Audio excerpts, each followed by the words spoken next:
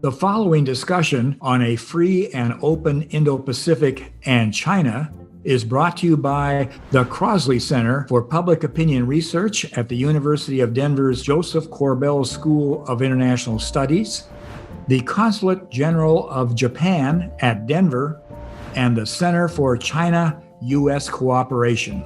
Our speakers are experts in national security challenges faced in the Indo-Pacific from China's mounting aggression. This presentation was recorded on March 24th, 2021. Enjoy the conversation. Welcome to the Crosley Center and Corbell School. I'm Floyd Ciruli. I will be your moderator today. We have a couple of foreign policy experts that I will introduce in a second. For a topic that I think is going to intrigue you, because you've all been following that at the moment, Asia and China is the number one issue for our foreign policy establishment, for our political establishment. As a recent headline said, getting real in Anchorage. So that just a host of new events have taken place that is putting Asia and Japan and China in the center of our foreign policy discussion.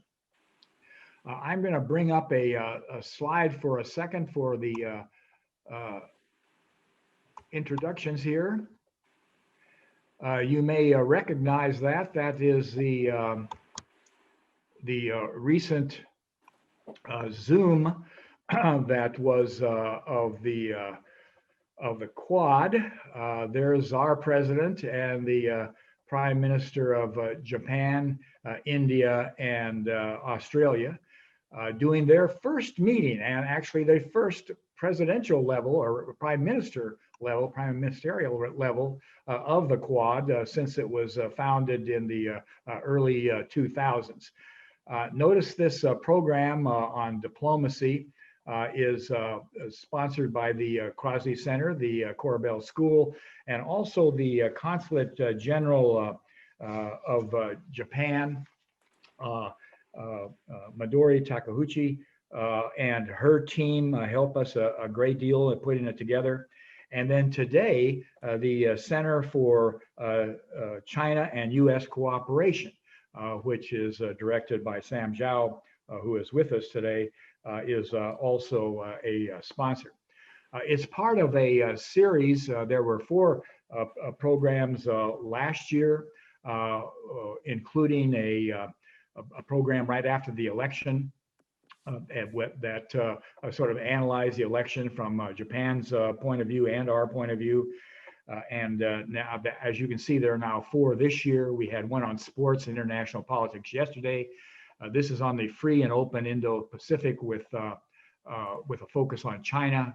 On Monday, we will focus on the Quad. And then on Wednesday, we will look at the alliance between Japan and the US and a focus on defense policy. So it's a very full program. And as you can see, I think it's sort of extremely well timed given the issues that have developed with particularly the Biden administration rolling out its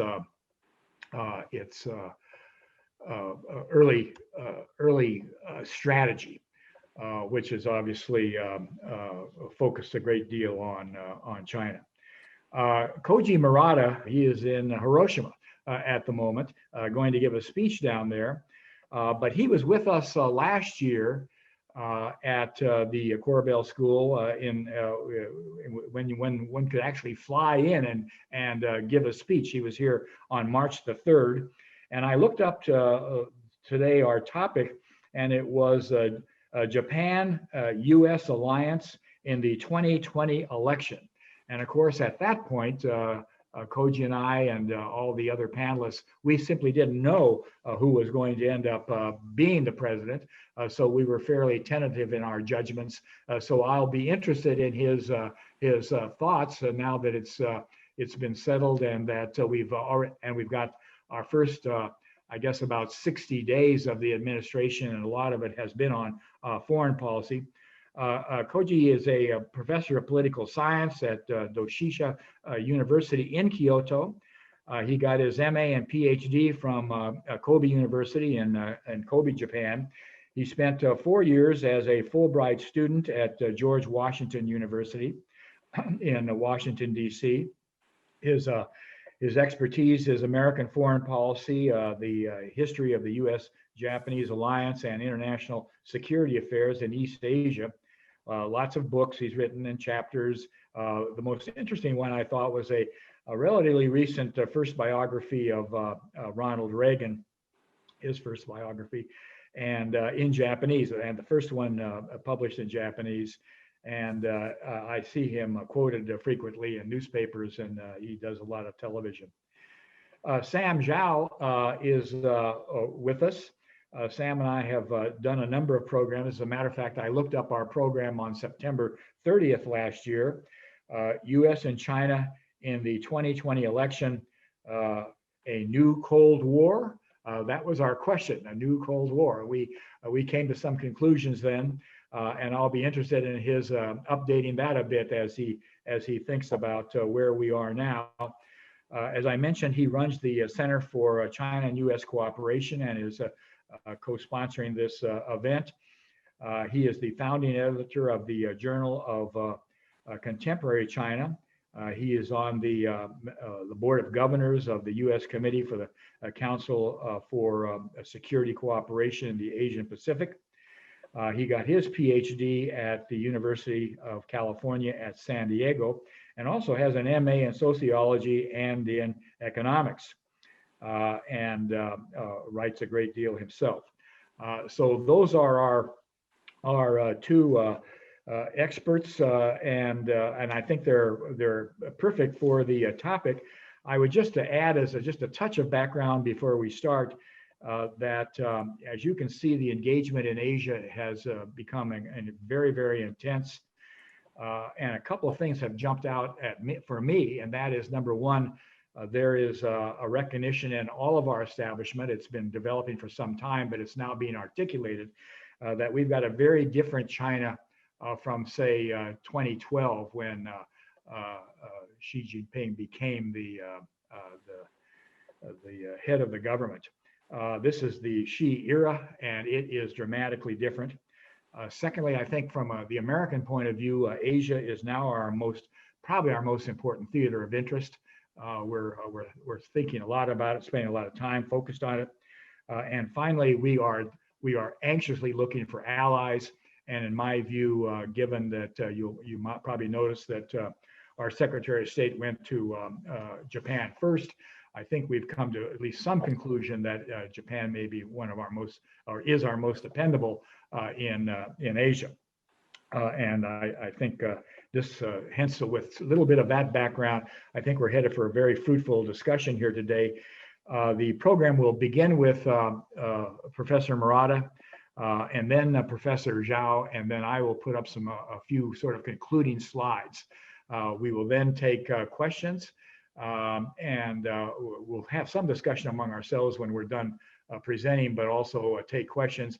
And please use your chat icon at the bottom of your screen to add your questions as we go along.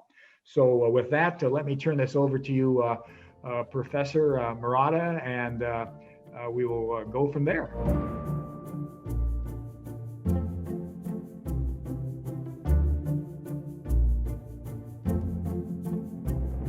Okay, thank you very much, and good morning from Japan.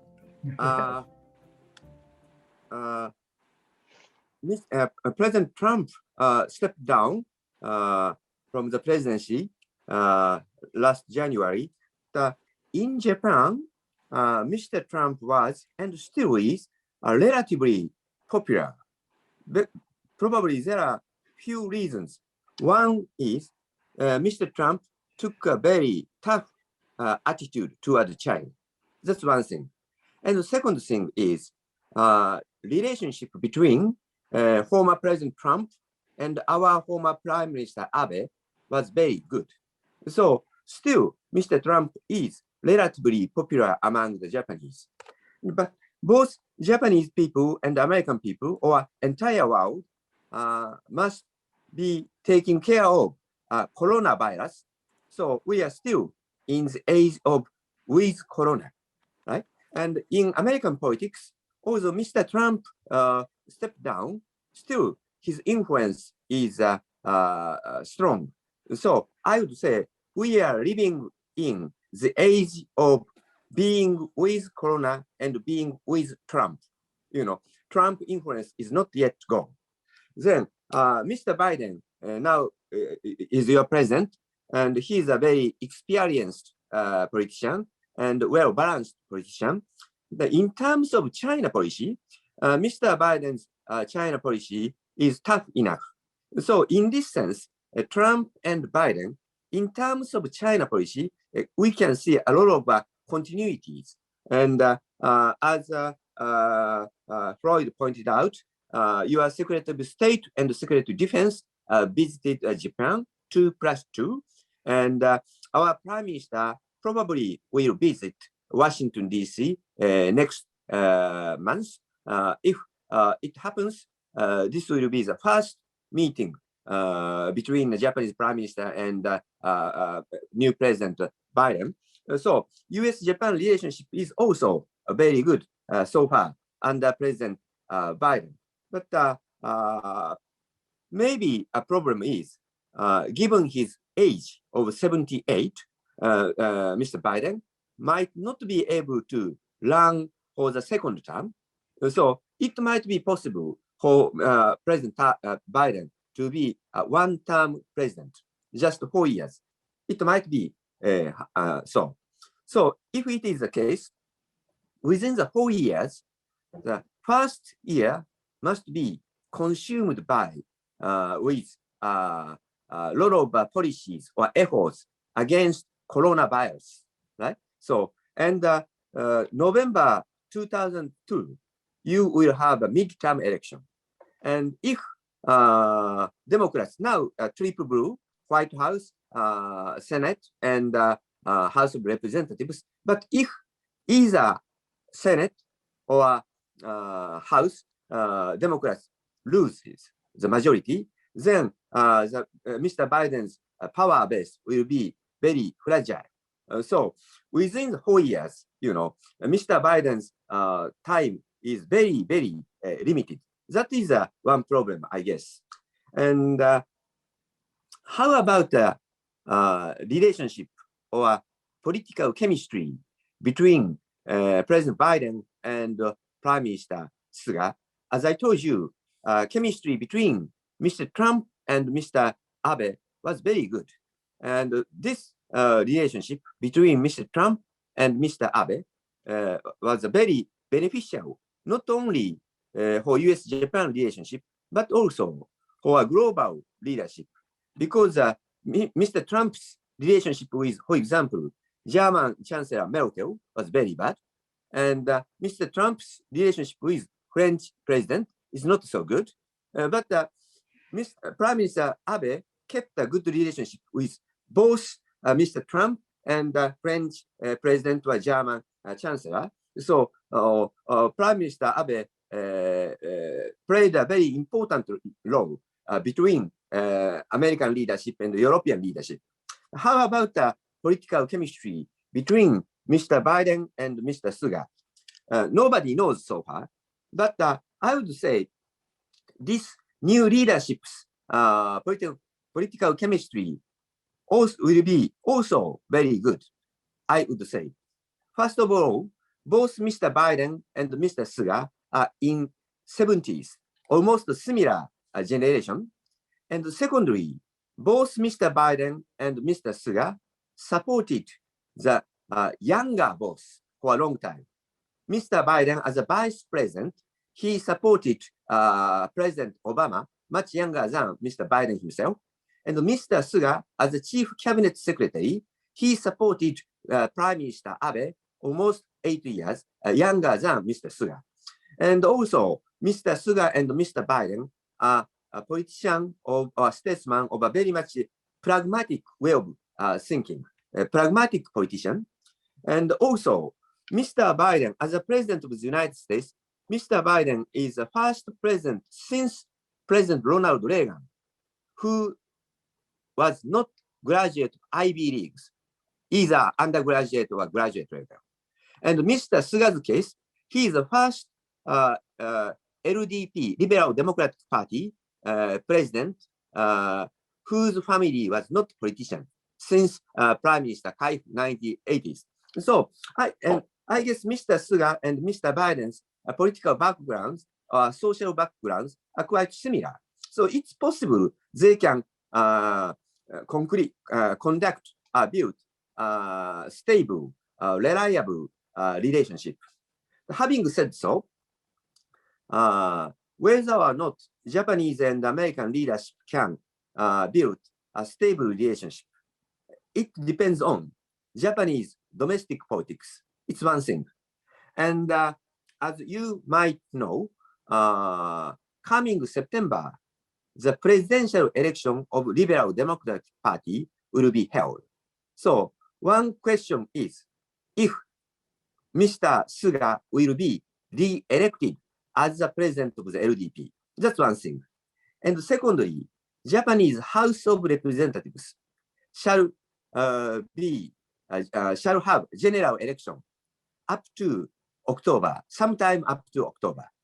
So we have two important elections, LDP presidential election and the House of Representatives general election. And now, Prime Minister Suga's popularity supporting rate is decreasing from the beginning. At the beginning, he enjoyed the supporting rate about 70%, but now about 40% because of some political scandals or coronavirus issues. Now, Prime Minister Suga's supporting rate is about 40%. So some politicians and some commentators said that under the leadership of Prime Minister Suga, it might be difficult for LDP to win the House of Representatives general election. Some are beginning to be concerning about the general election under Mr. Suga. But, in my view, so far, Mr. Suga has no strong rivals for fighting LDP presidency. And now, in the House of Representatives, LDP holds 278 seats. 278 seats. Entire number of the House of Representatives, 465. And the LDP alone has 278. So if this is the borderline, after the general election, if LDP members loses this line, 278, this is a defeat for LDP. If this is the borderline, it is very tough to win the general election because the hurdle is very high. 278 is very high. But the simple majority by the LDP in the House of Representatives is just 233. Now LDP has 278. So maintaining 233 is not so difficult. So highest level is maintaining 278. The lowest level, 233. Well, between them, probably Mr. Suga can overcome the general election, and the LDP president's term tenure is 3 years. So if Mr. Suga is re-elected as the president of the LDP September 2001, so it means 3 years more, means September 2004. So it might be possible Suga administration, the Suga cabinet continue to September 2004. The 2004, the year of 2004 is your presidential election year, right? So it might be happening. Both Japan and the United States, the year of 2004, we will have a change of the leadership again. So it might be a very challenging year for us, the 2024. Then let's look at the China policy. Mr. Biden is now taking a very tough position to China and trying to strengthen the alliance relationship, including the US-Japan alliance. It is very good. So far, Mr. Biden's foreign policy is very reliable, I guess. But, you know, Chinese economy is growing and growing. And some forecast says probably the year of 2028, Chinese GDP will be surpassed to the American GDP. It means the year of 2028, China will become the largest economy in the world. But history is somehow ironical itself.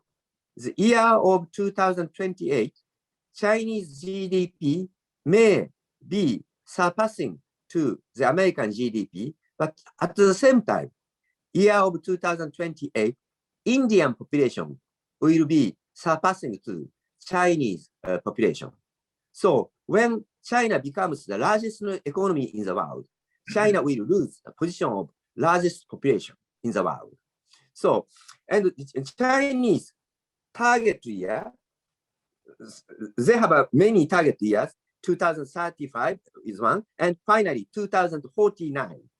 2049 is a centennial anniversary of the establishment of People's Republic of China.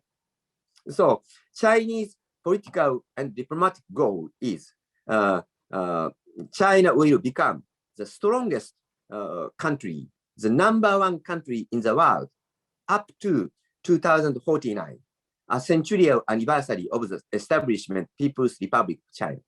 As I told you, probably 2028, China will be the largest economy in the world. And their target is 2049. So I would call between 2028 to 2049, the 20 years of crisis in 21st century. So how to overcome this 20 years of crisis in the 21st century is a very big homework for the United States, Japan, and other countries. And the Biden administration is now trying to promote cooperation among the United States, Japan, Australia, and India, and other allied countries. And Dr. Kurt Campbell, he was appointed to be a policy coordinator for Asia. Dr. Campbell is very experienced bureaucrat, scholar, and diplomat. But in order to cope with China, policy cooperation among Asia is not enough. You know, we need a much wider cooperation, including European countries. And my concern is, you know, European countries are still somehow suspicious about American leadership after Trump years. You know, Mr. Biden is trying to promote multilateral cooperation, and Mr. Biden is trying to re-establish reliable alliance relationship. But European countries are still somehow reserved, in particular, the China policy. This is my view. And Southeast Asian countries are very much cautious about the influence of China. And India is an extremely important partner, but India is also very much independent country. So if we try to use India as a political card or strategic card, it will not work well. You know, in the 1970s, in the Cold War period, the United States tried to utilize China in order to contain the Soviet Union. And in those days, the Carter administration or the Reagan administration, the United States often called China card against the Soviet Union. But now China is strong enough. So if we try to utilize India card against China, who knows the future? So we have to be very careful about creating establishing mutual trust with India. And Mr. Biden is trying to promote a multilateral alliance-based diplomacy. It means alliances must pay more efforts and more money.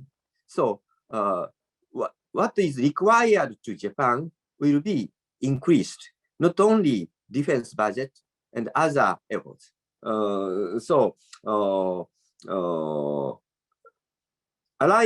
Strengthening alliance relationship between under the Mr. Biden's relationship will be very much welcomed.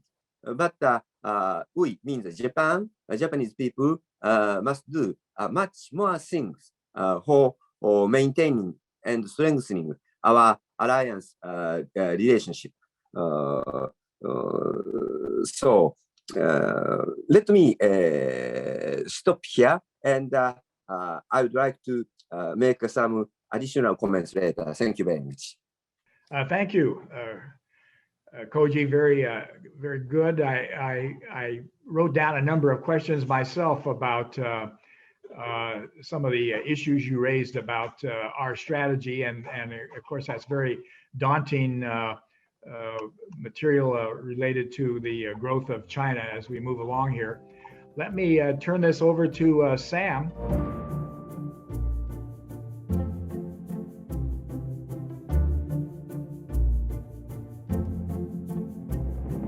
I'm very glad that I can join this panel discussion with my friends, Professor Murata and dear friend Floyd. It's always a great honor and pleasure to have a joint program with Floyd's center. And the topic of the panel today is about free and open Indo-Pacific and China. Professor Murata talked mostly about the US, Japan, and other Asian neighbors' responses to the China challenge.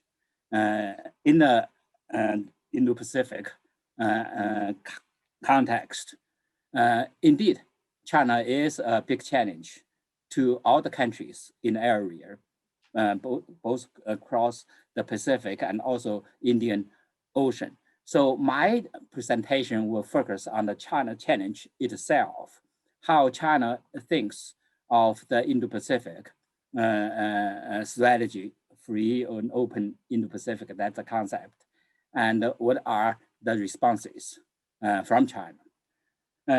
In fact, China does not like the concept of a free and open Indo-Pacific because Chinese have suspected that the motives of this concept is to contain China's rise, to rally the US allies and partners in the region to confront China's rise.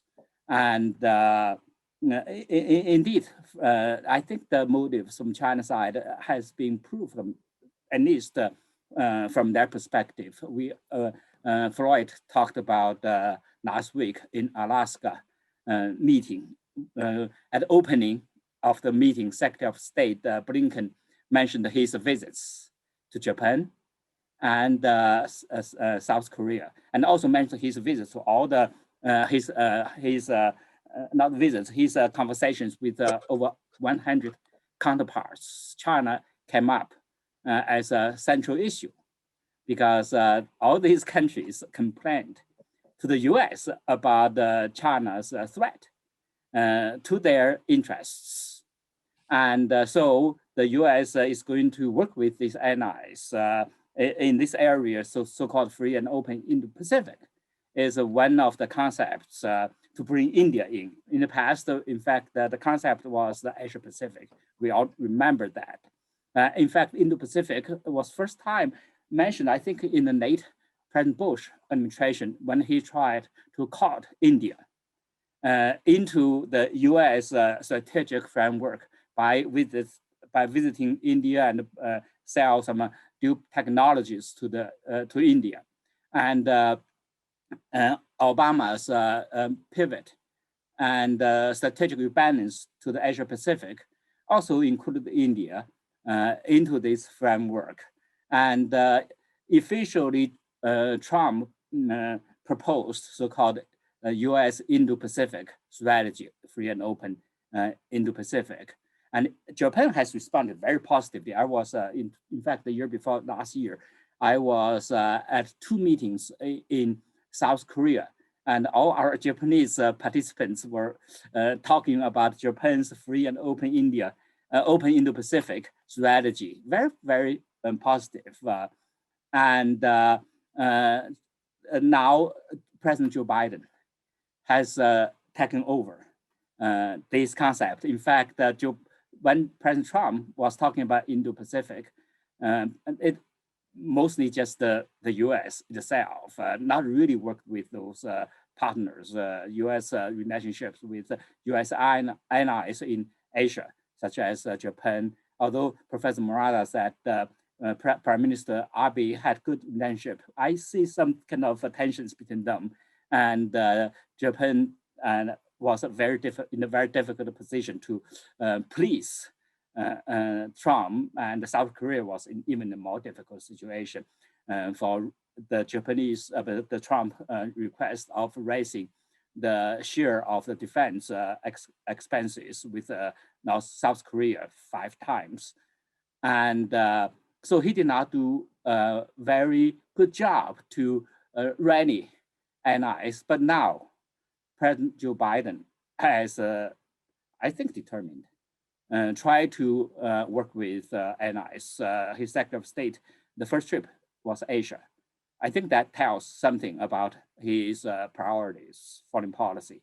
And also he visited allies first, South Korea, Japan and South Korea, then meeting with the Chinese counterparts. So you can see this kind of sequence, this type of strategical arrangement. So from Chinese perspective, of course, they are concerned, especially the Quad. We'll talk about Quad next week. I've tried to follow this because Quad was something started 1990s, have not been really very successful.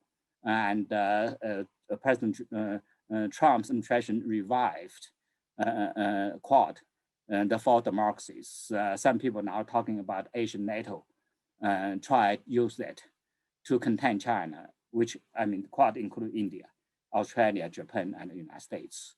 And so China has all those kind of suspicions and misgivings. It's very clear. But on the other hand, when I read Chinese publications, I can see that they believe, they are very strongly confident that the US could not build a Cold War type of coalition of so-called allies and partners to contain China, because most countries don't want to take side on this big power rivalry. Even Japan, I think in this visit, Secretary of State Blinken had a very positive response from Japan and thought Japan is the most reliable ally. But even Japan, I think it has some difficulties to completely take aside, because the economic Japan-China relationship is very close, and Japan is facing kind of a split between economic interests and security interests. In that context, it's very difficult. Even in the South Korea case, this visit, you can see those kind of agreement. The South Korea was little bit more hesitant than Japan to take side. And many other countries, the Philippines and the South Asian countries, are all in a difficult situation. Lee Hsien-loong of the Singapore Prime Minister last week had a very, speech which went viral in Asian countries. I read that he was so clear: don't force us to take side, to make choice between China and the United States. The small nations, they really cannot afford in this type of big power rivalry. And I think China knows that. They have tried to work with their allies.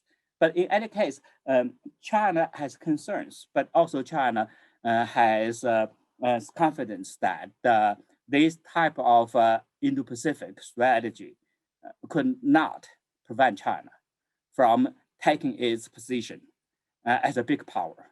So now let me go further, talk about why China thinks, now other than those other countries cannot take, will not want to take sides between China and the US, but also they have China has developed its own strategy, what they call Asia Pacific, which does not include India in this case. But they have used the concept. I try to, when I read Chinese publications, I try to see when they want to use this concept Indo-Pacific, when they want to avoid using that concept. Although they don't like it, they have been, because US is so powerful, this kind of discourse power to set those concepts. So they have used the concept Indo-Pacific, but they have their own strategy here. In fact, looking at the Chinese thinking, that's more I'm convinced. Chinese leaders are true realists. They believe only in power or the balance of power. Might makes right. That's what I really don't want to say that in my class. I try to ask students the question in Southeast Asia or in the whole Pacific. Is that might makes right?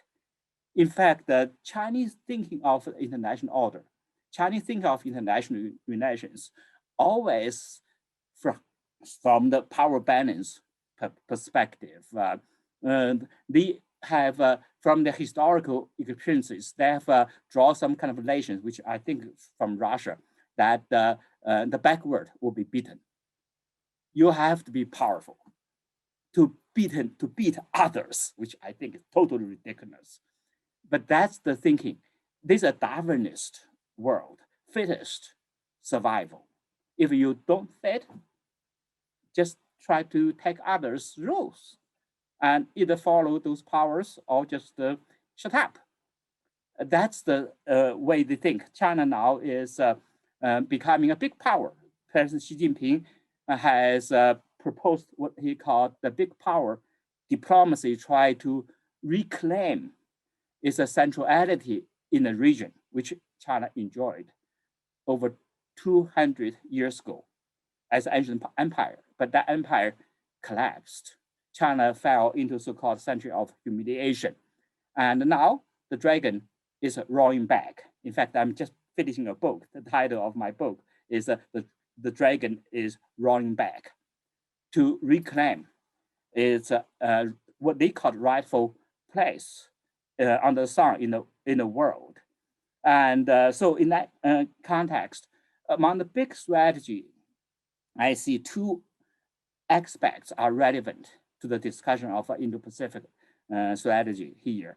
One is China has met their periphery policy a priority or key. The Chinese said the big power relationships are the key. That was the talk for many years.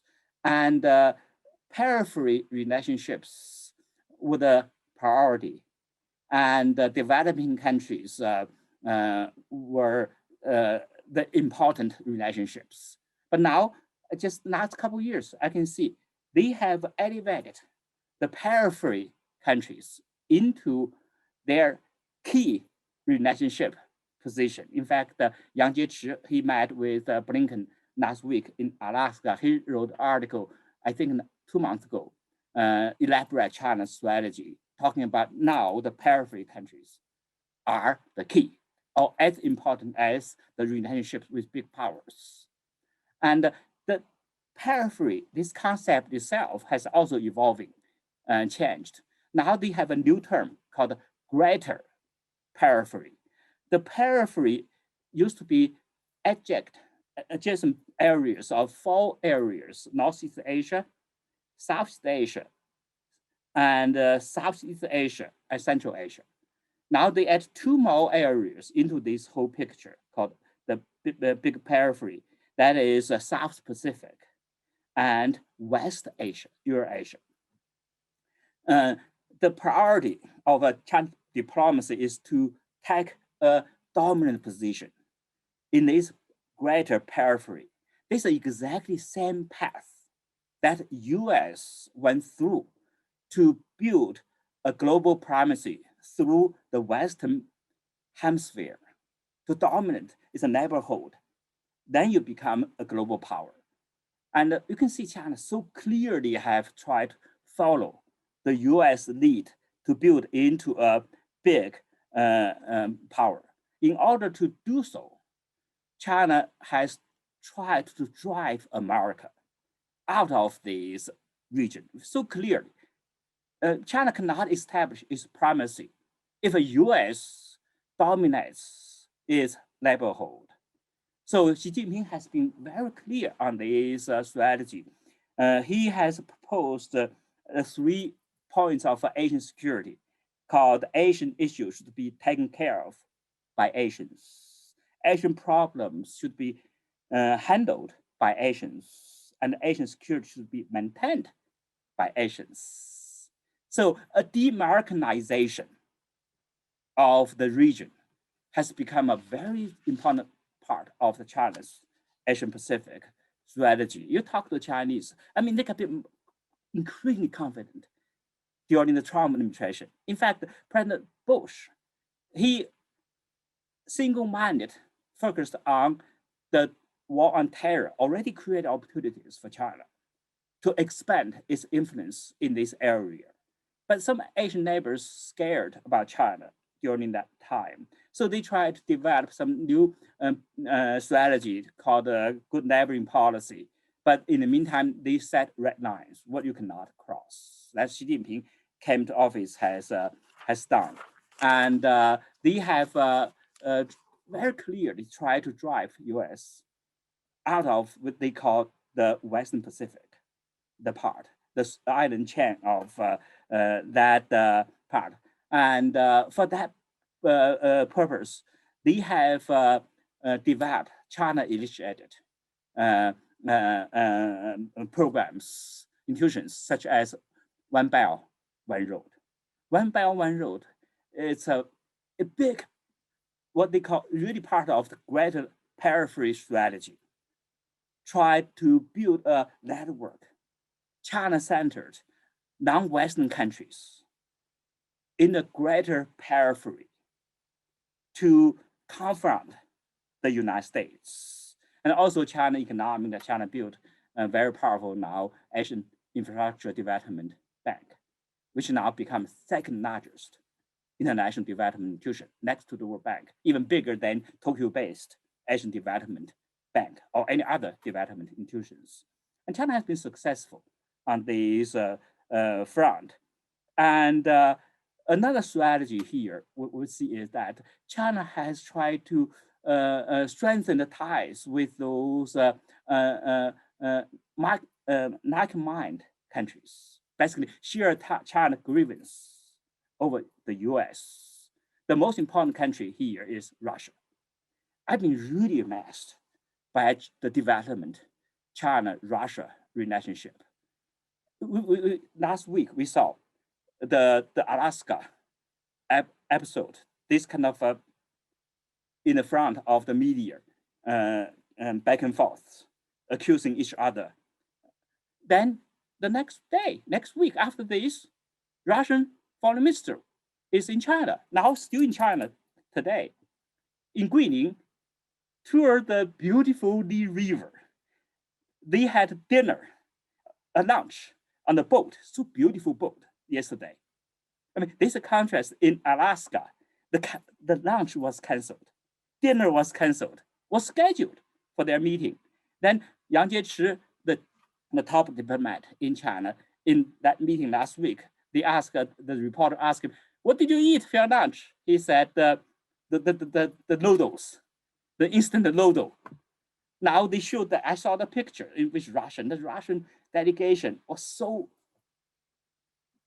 happy touring the southern city of China. Denver, we are called here. That is beautiful area. China-Russia partnership has developed so beyond anyone's expectation. The driving force is the US.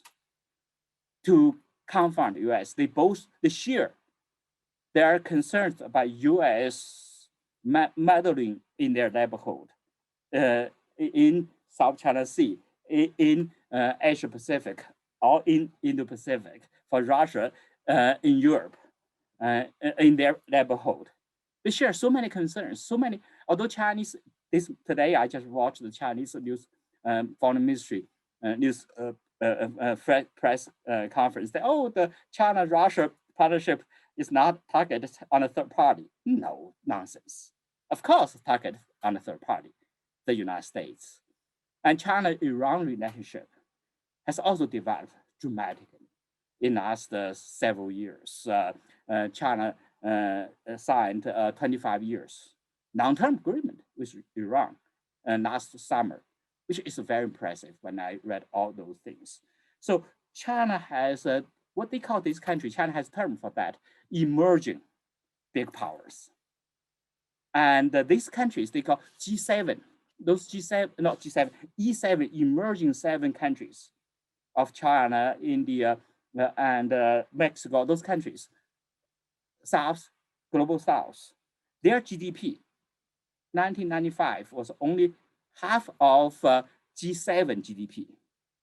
But 2015, they already overtook G7 GDP. By 2035, their GDP, the emerging 7, will be double of G7, the Western countries. So China has appealed to those global South. They share China's authoritarian system. They share China's grievance about the United States. So this strategy, greater periphery in its neighborhood, is a pathway for China to build its dominant position in the Asia Pacific or Indo-Pacific against US containment, US NATO type of build-up. The second aspect, I think this strategy is China has tried to build a strong maritime big power. You can see this development so clearly through Chinese foreign policy. In the early years of PRC, China tried only build what's called coastline defense, People's War, Modedong, to defend its coastline. Then Deng Xiaoping, China developed economy, expanded China's maritime defense to near sea defense beyond its coastline.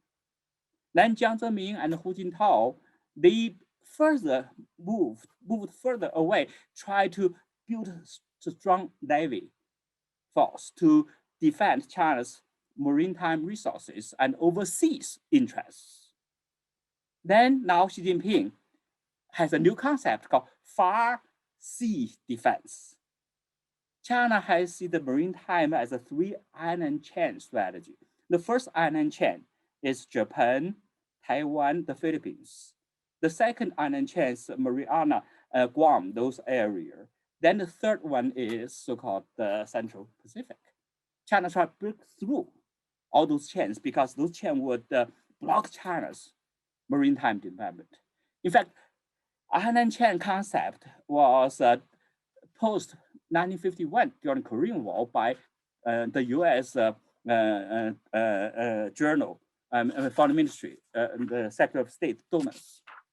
And now China took over, try to build the largest naval forces. In fact, we can see China has 2 aircraft carriers already. The third one is already in the process. And China's number of warships in terms of number and tonnage already took over, past the US 2019.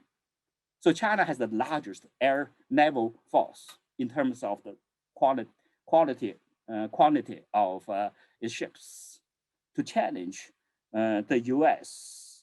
And Taiwan contingency is the primary scenario of building a strong and powerful maritime false. China's attitude toward Taiwan has changed dramatically. In the early years, China tried to liberate Taiwan, but did not have the capacity. Then China developed so-called peaceful unification in 1980s, 1990s. And, but the peaceful unification has not accomplished at all because Taiwan has not bought into China's propaganda. All China's unification claim, and Taiwan has drifted away. And then China became impatient. Jiang Zemin began to talk about setting up timetable, but he did not have the power to do that. And Xi Jinping, President Xi Jinping now, I think he has a clear mind about setting up a timetable to take back Taiwan by force, not by peaceful means. This is very concerned. I just attended last week a conference on Taiwan issue. I expressed my concern. I think this is the most dangerous strait in the world. The war could take place, maybe just in next 2 decades. If that war takes place, it will be big, very big. And Xi Jinping has been so confident. I read Chinese publications, those are military journals. They're so frank.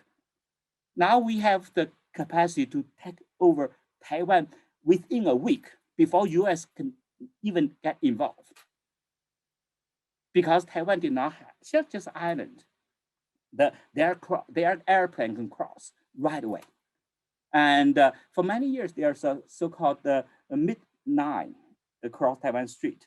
But the Chinese air flight jets in since the COVID, they have crossed that on daily basis. And they said there's no middle 9 because Taiwan is part of China. We can fly anywhere. The ships can go to anywhere nearby Taiwan. So dangerous. And this maritime big power strategy also has implications for the territorial disputes in South China Sea and East China Sea. In East China Sea with Japan, because we're talking about Japan. I think if you follow this development, China has been so assertive since 2010. The collision between the Chinese fish ship trawler and the Japanese Coast Guard ships, and China posed sanctions on Japan, and also 2012 the so-called nationalization of the 3 islands of the Senkaku Diaoyu Islands, and China took unprecedented position, and Prime Minister Shinzo Abe tried to meet Xi Jinping. Xi Jinping did not even meet him. Eventually, in the sideline of the APEC, you can see the photo. Xi Jinping stood there. Shinzo Abe just walked to him. That's Chinese kind of image, propaganda to their domestic. These territory disputes, China has upper hand. China has tried to force Japan to admit these islands are in disputes. It's not Japanese effective credit, which is the base for the claim of sovereignty of Japan. In the South China Sea, it's also very clear, those 9-9. For many years, China had an ambiguity strategy, what I called, never clearly state what does that 9-9 are. They are national border or just the undetermined. It's a -9, not solid 9. Or undetermined 9s subject to this negotiation, or they are the territory, I mean, not island, you can claim 12 Nordic territory or even 200 nautical miles exclusive economic zone. China never clearly said that until Xi Jinping came to office, 2013. China made that clear. Xi Jinping himself said, this is the island left by China's ancient ancestors. We have to defend them, become China's territory, sovereignty territory. Not only China being so clarity, China built all those artificial islands, 2013, 7 islands, much bigger than Vietnam built this tiny, small artificial island. And China built those air stripes, and jet fighter could land, even bigger airplane could land on those islands.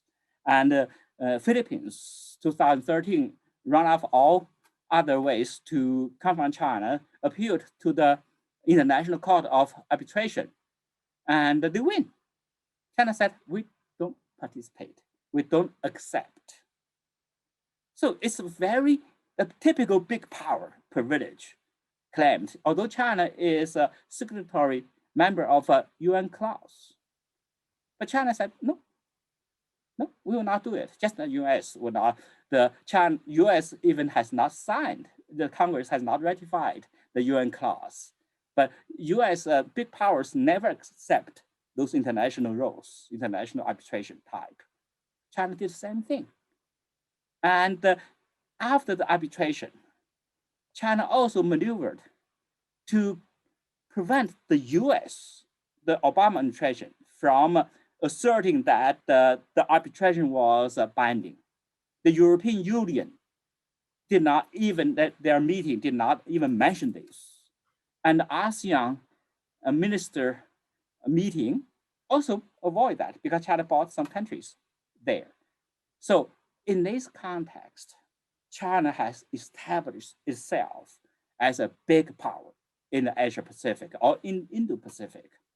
And this has caused a lot of concerns among China neighbors.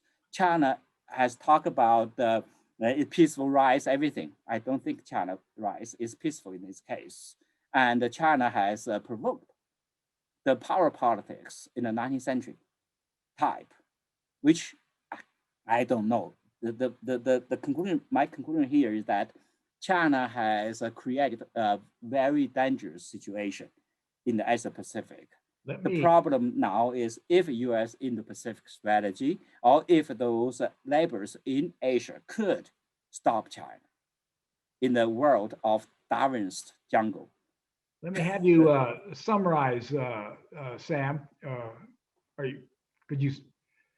Oh, yeah. Basically here, Indo-Pacific strategy, as we talked about, in the Chinese, China is the biggest challenge to the Indo-Pacific, free and open Indo-Pacific concept proposed by the US and now inherited and insisted by the Joe Biden administration. And China does not accept that because China thought it was a threat, was a strategy to contain China. And also China does not think US could do it. And China has, in the meantime, its own strategy to build its dominance by dominating its a greater periphery and also built into a maritime big power, which has caused a lot of concerns.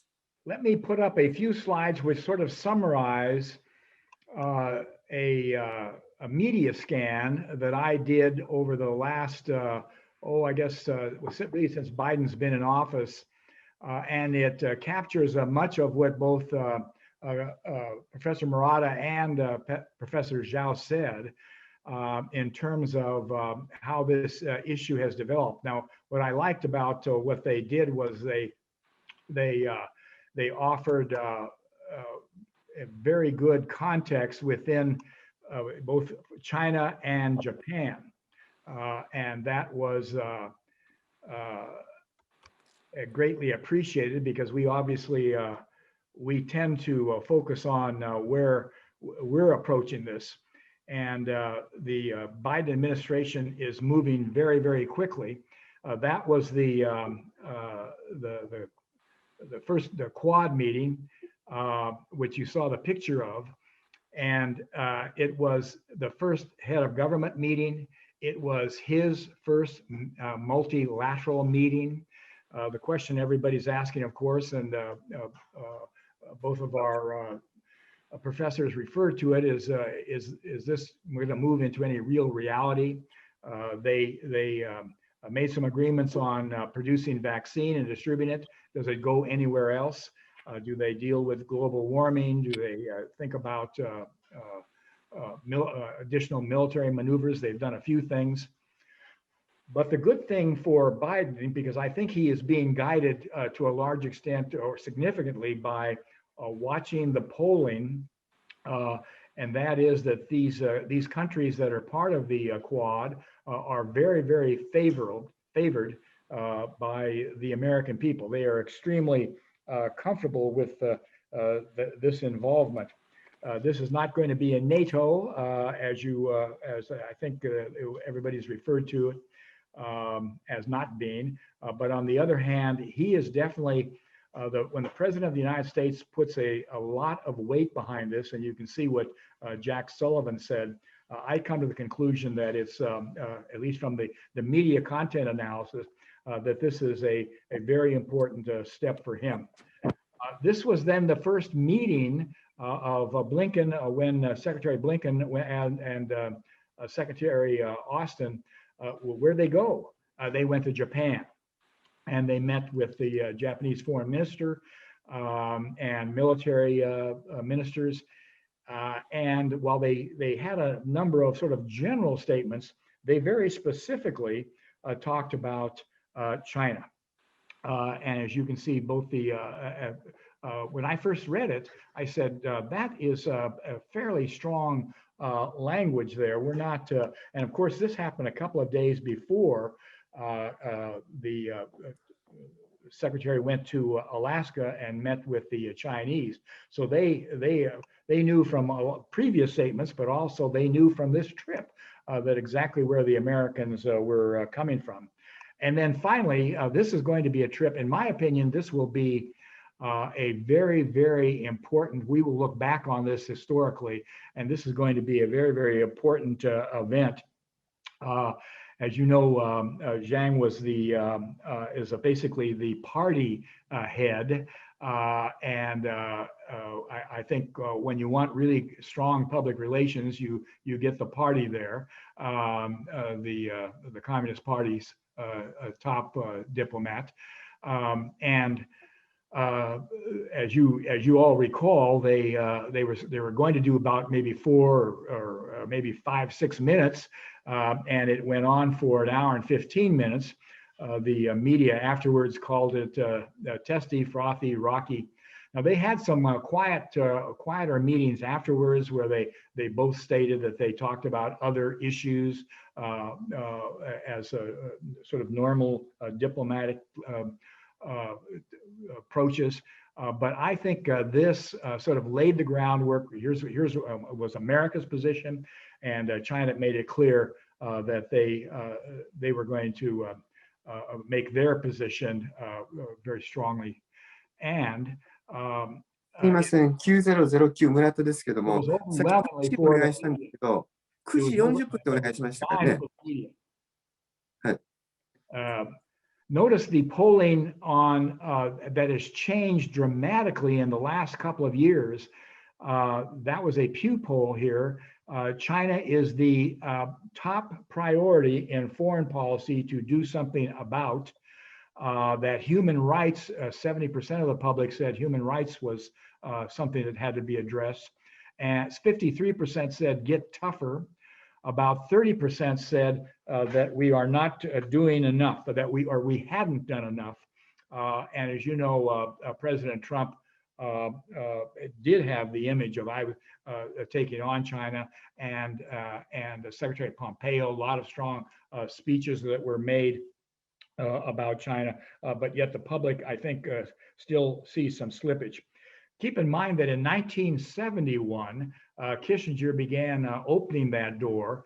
And so 50 years later, that door appears to be, at least to some extent, sort of moving in a opposite direction pretty dramatically. And again, as I say, I think we're going to look back on this meeting as quite significant.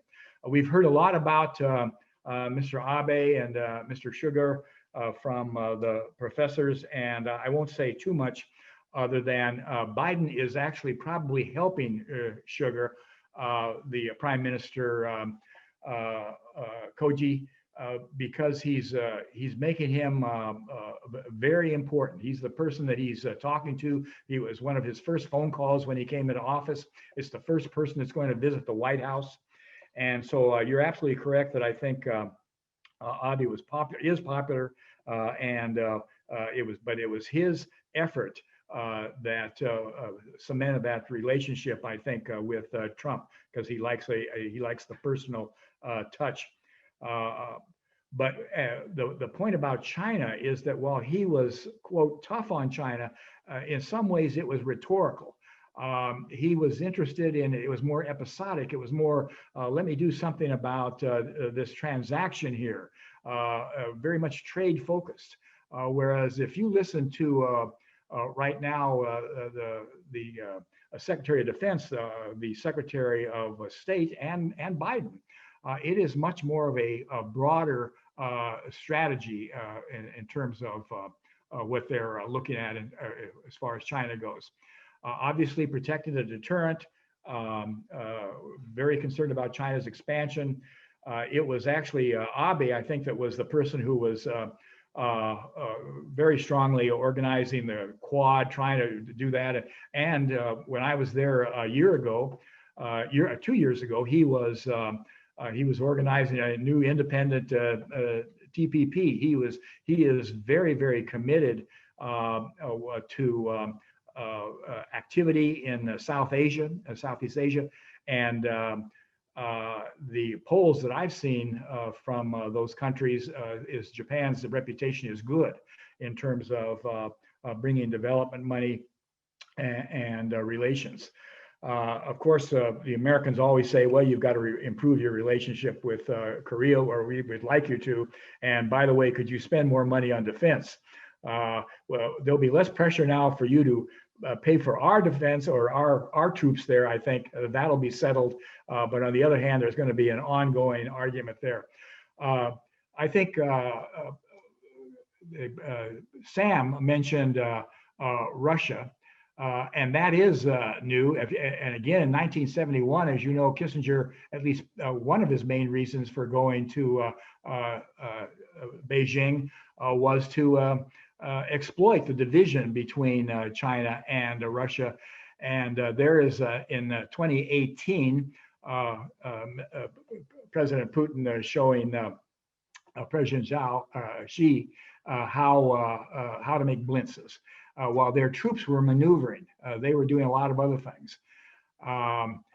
Just the other day, the foreign minister was in, I think, Nanning, China, and with Lavrov, the foreign minister of Russia, and they were complaining, of course, about the new sanctions related to both Hong Kong and the activity, with the Muslims in the West, and their argument is it's their form of democracy. And they also made a statement that we've talked about before, Sam, and that is that while that may have been, these sanctions may come from a small number of Western countries, we think we have the votes with far more far more countries in the UN, and there's some truth to that. They have done a sort of a spectacular job of appealing to developing countries and countries with a sort of a strong leadership type of regime. One of the things they constantly say is the West, and particularly America, is in irreversible decline. And so if you heard the opposite statement by Tony Blinken, it's don't bet against America. He said that a couple of times now. That's one of the more famous pictures of the president inspecting the garrison. This was in 2017. He was sending a very clear message at that point that the political protest related to independence, which he interpreted as independence, and interpreted that other outsiders were involved. He warned the rioters very strongly in 19. The riots continued. And then, as you know, the new security law, opposition is arrested, etc. Not much resistance, not so much cost at this point. And I think they're making a sort of an argument here, because I do think this has caused a lot of problems in the West watching this. But they're hoping that the economy does well, and at the moment it seems to be fine. Their sort of argument is that we'll protect economic contracts, but political freedoms are going to go away. So sort of making the point that capitalism, Hong Kong capitalism can work even with our draconian and suppressive controls.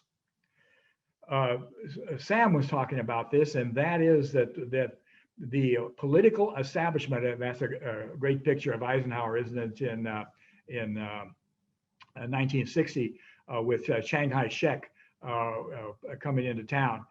But this was Richard Haas. At the top line is from Admiral Davidson, who's in charge of the Indo-Pacific Command, and the new top commander just made a statement. And these were two statements that were made at the, I believe that was at the House, those were at the House Committee, Haas was at the House Committee, and Davidson was at the Senate Committee, because everybody's now holding meetings on what are we going to do about China. And Taiwan is one of the top questions, arguments, and everybody, Richard Haas, as you know, Council of Foreign Relations, very sort of centrist, very cautious, the go-to quote, and he says, I want to speak about Taiwan. This was at the end of his long statement. The chance of conflict is increasing. Their modernization gives leaders great confidence that they can achieve this unification, feels emboldened, little resistance in South China Seas and Hong Kong. So sort of following what the observation that Sam made. So let me end with polling, because that's been sort of the news up until today, actually. And that is that China has dramatically moved up in terms of being seen by as a threat. It went from 22% last year, at the beginning of last year, to 45% this year. And it was mostly related to COVID, but it's also related to some of their other behavior, and in particular in Hong Kong. But what it's related to demographically, when we look at it, is that Republicans were already there because the President Trump had made China much more of an enemy. Whereas, interestingly, at that time, a year ago, Russia was a much higher enemy. Now, Democrats have joined in. And so there is sort of a unified political front here of treating China as a threat. Americans also believe that they are now the most powerful, leading economic power by 50, when asked, 50% said China, 37% said US. They also feel that is a threat. In a Chicago Council poll, they were asked about alliances and sanctions. They were in favor of strengthening them or using them both. We've used this slide many times. You can see Mr. Trump is now gone, so Mr. Xi is now the least popular person in 13 countries, and these are by and large developed democratic countries. So he might say, well, I've still got more votes out there with a lot of other countries. So true. But as you know, he is actually interested in being popular. He goes to Davos. All their speeches are well crafted, and they have every conceivable sort of liberal internationalist platitude in them. Peace, development, fairness, justice, democracy. This came out of the meeting with Tony Blinken with Yang. So as you can see, they really are interested in this, and they've lost ground, certainly with America and mostly with the world. They make their moral symmetry argument a great deal. We have our own style of democracy. You saw that in the Lavrov statement prior. So my conclusion is that, that's another great picture. That's Mr. Biden. There are two vice presidents. She is at that point the vice president, and Biden is the vice president, and they're in a schoolroom in Los Angeles.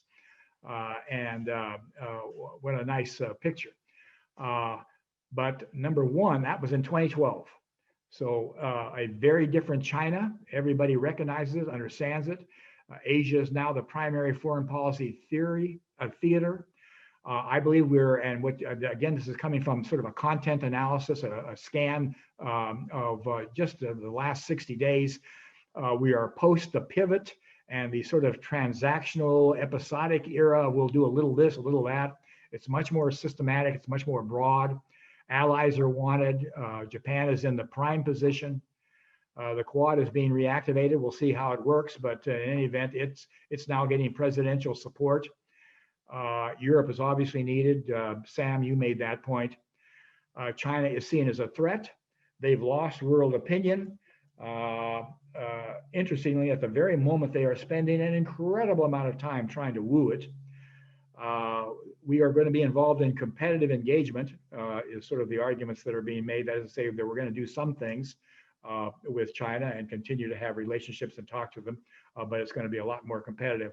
And I would argue, as a person that deals with public opinion and a lot of communication, that values and ideas are going to be where the real competition is going to be. Not so much, I mean, military hardware and all that'll be important.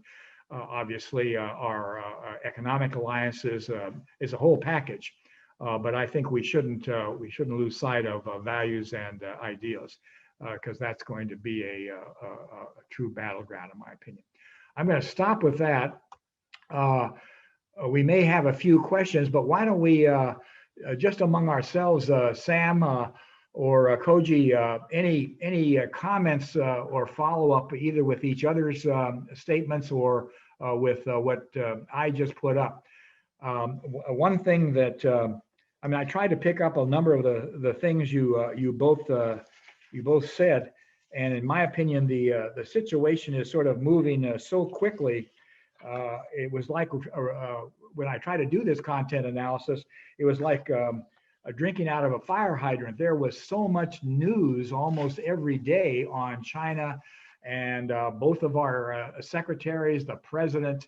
I was impressed, Koji. I just think there's been a lot of news. Do you think that this attention is helping? It would help Suga to the extent that he becomes seen as a foreign policy leader? So far, Mr. Suga has not had a lot of foreign policy experiences, but his visit to Mr. Biden may help increasing his supporting rate in Japan, and he may demonstrate his capability as an international politician. And two more things I would like to say is that Mr. Biden publicly apologized for Japanese Americans during the World War II. It means that this administration pays special attention to the US-Japan relationship, and also this administration pays special attention to human rights issues. And in terms of the human rights issues, to what extent Japan can cope with human rights issues in China? Can we take a sanction against China or not? This is a big question. And also, for example, gender issues or sexual minority issues, we have a lot of homework for human rights affairs in Japan ourselves. That's one thing. And the second thing is, during the Cold War, US-Japan alliance was important, but Japan was located in the backyard of the Cold War. The front line of the Cold War was Europe. But now, US-China tensions, now we are in the front line of the rivalry between the superpowers. So we are now located in much tougher position than during the Cold War period. Thank you. I think when you look at the polling, which that last poll that showed that former President Trump was was the least liked individual. Partially, of course, that was Trump. He went around and he was very disruptive, and he sort of specialized in insulting allies as much as anyone else. But it also was related to, because they asked a lot of follow-up questions, his policies. And so, for example, as you make reference, human rights, global warming, dealing with nuclear proliferation, et cetera, et cetera. And my sense is that, and this is something that both you and I think Sam referenced, is trying to turn around America's position at the moment, this irreversible decline that the Chinese wolf warriors, which is the name they use for their, was given to their some of their foreign ministry public relations experts, I think could be undermined by the effort that he's doing. A lot of the, I think a lot of the things he's doing will make a difference, certainly in the developed world. In the less developed world, I think America needs to now think about a very, very aggressive economic development strategy, which we've kind of let go over recent years. The Americans hate to pay for it, but frankly, it may be a priority at some point. And let me respond to this question. I think this is a irreversible decline has become very popular among Chinese analysts and also among Chinese people because the pandemic, the US, and also the Trump. They really like Trump so much because they thought Trump was destroying America. Is a secret agent of the Chinese Communist Party hiding in the US for so many years, eventually helping the Chinese Communist Party to destroy America. And for them, the declining of the democracies in the US, the deep, deep divide among the American society, and 74 million people who voted Trump in spite of all those problems demonstrated the US is in big trouble, and divided so deeply, US cannot be easily united for a common cause. And they don't know, I mean, nobody knows if Trump will come back in 4 years. A similar person will come back in 4 years. Look at the American, the Congress, American politicians, and they see them, the quality of these people are not high. And the US economy never bet against America. I agree with that point. But for them, this time, US cannot recover quickly or even at all in the long run. So they see a lot of signs in this country. I read a lot of Chinese publication, they said a lot of signs of declining empire.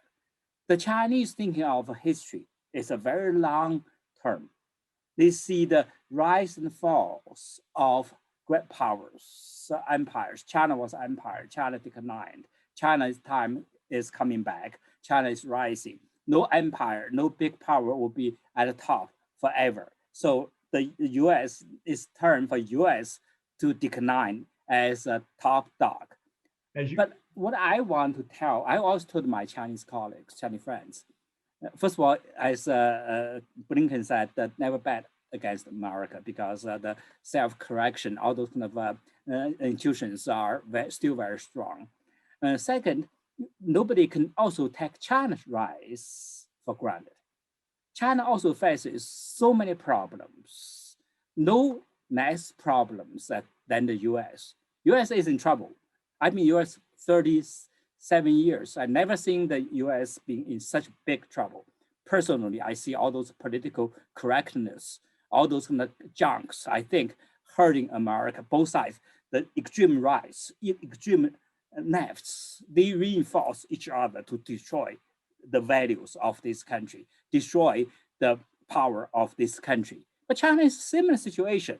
Although authoritarian government could mobilize resources during crisis, but in the long run, there are so many internal, also inequality. For example, Xi Jinping announced they have eradicated absolute poverty. But still, I read a lot of poverty in China too. And also the demography. I think Professor Murata mentioned that India will become the populous country. China demographic aging population issue is rising dramatically. Politically, for me, the biggest concern is that Xi Jinping makes himself lifetime president. The succession in the communist system, one-party system, is always a big struggle. Mao Zedong died. He did not put was not have institutional way to have a successor. So there were coup d'etat to get rid of his wife, then through a process, through a time to establish some successors, Deng Xiaoping, these people. Now we don't know if Xi Jinping got sick. He's older than me. You've raised a great. Away. So what will happen? We don't know. I know, a great new issue, Sam. And I like to. I've got it. We're at time, and I want to see if Professor Murata has a final thought. I do think just my final thought on what Sam said, and this was something that your colleague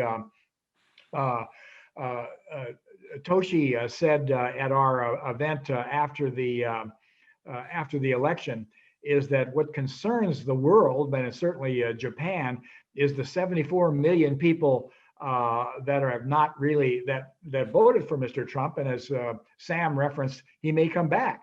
In other words, there is a strong nationalistic, to some extent isolationist movement still out there. How is it going to play? But a final comment or any thought that you have, Koji? Thank you very much. As I told you at the beginning, we are still in the age of with Trump. So strong influence of Mr. Trump.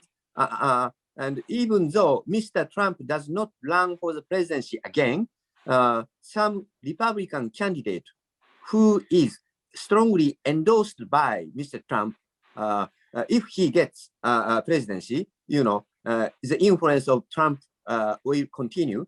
So confrontation between the two parties, two different ideas or ethnic conflicts and others, how to overcome these political, social privilege is extremely important task for American society, and probably it is also our own task for Japan. Thank you very much. Thank you for joining us. Thank you, Sam. We covered every topic, and I'm glad that you focused particularly on Taiwan. We had a couple of questions on it, but they were more or less answered, except that there is no answer. As you know, while China looks at the long term, the speakers that I quoted were worried about the short term, like about 6 years. Mr. Xi's term of office here, if he decides to run again, which we all assume he will, and so that how to protect the free and open Indo-Pacific is going to be a topic that there's going to be a lot of further discussion on. Let me thank our two speakers for joining us. It's about, I guess, 9:30 in the morning in Hiroshima, and about time for dinner here, Sam. I want to thank obviously the Korbel School, the Consul General and her team, and your center. I appreciate it greatly for helping sponsor this. Also, all of you friends for showing up. We had a very good crowd this afternoon. Remember that on Monday at 5 o'clock, we will be talking about in more detail the Quad with a minister retired now, but from Japan. He's now a professor and he's the professor of Suisheng. Thank you. And that's right. He's with you. Yeah. And so he will join us. And then we will close out on Wednesday on defense, in which I suspect we will focus a great deal of attention on a defense strategy. So thank you, everyone. And Koji and Sam, thank you very much for joining us.